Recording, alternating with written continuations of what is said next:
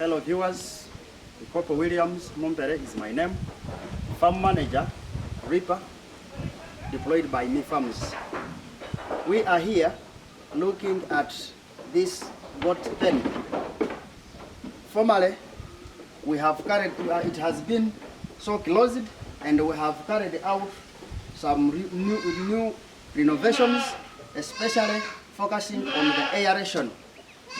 This goat pen of ours have been closed so tight to a level that the wind that used to enter it, it could not get away through. So aeration was totally not there, as I may say. Aeration was totally not there. And due to that, we have been facing here a challenge of pneumonia. Because as goats could urinate, that urine could not flow down. After failing to flow, then even the wind that could browse that urine could not be there. So aeration was poor, and due to that, we have been looking at that thing, and we decided to make this renovation. Then we have these new feeders also constructed here to help goats, especially when it comes to giving them supplements in addition to what they will have fed on.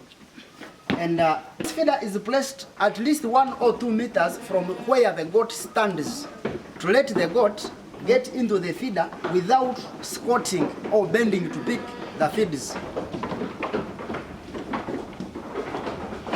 So here is also another feeder.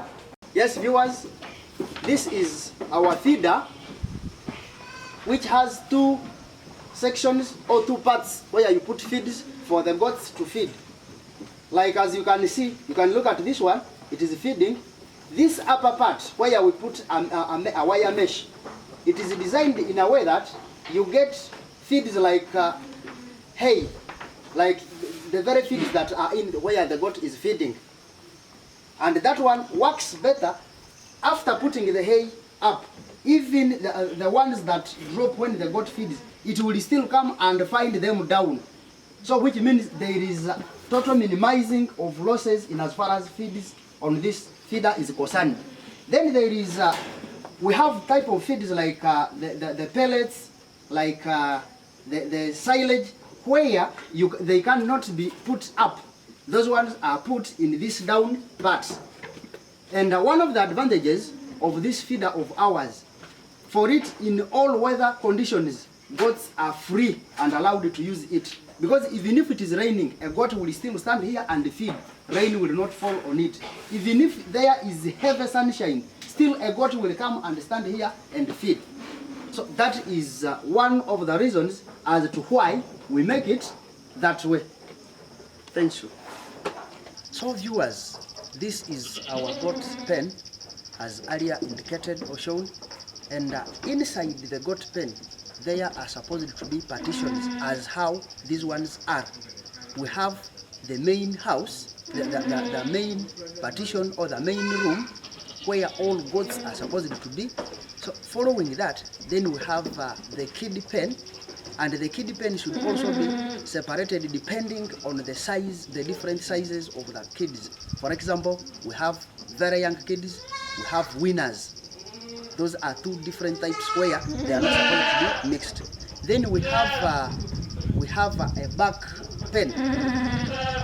Actually, the back pen will be put depending on the number of bags you have, plus their behaviors. Because you may have different bags, and when they are put together, they fight. And in that fight, you may end up losing some of them, especially the ones which appear to be weak in as far as fighting is concerned. You may end up losing them. So to avoid that, you have to put, even in that partition that you have put situated for that bag, you need to go on separating, so that when a bag is put there, it should comfortably stay there. Here is our daily schedule, or the arrangement of how the daily activities are done in as far as managing or handling goats are concerned.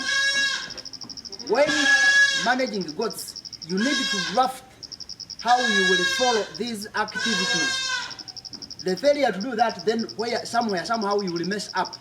Now, for example, here at RIPA, ours goes like very early in the morning at exactly 7. We do the cleaning of the whole goat's pen, both up and down. When I talk of down, I'm meaning down the pen where the droppings follow. So from that exercise take us a full complete hour. So when we reach to 2 or to 8 a.m., then we start giving supplements to these goats as we wait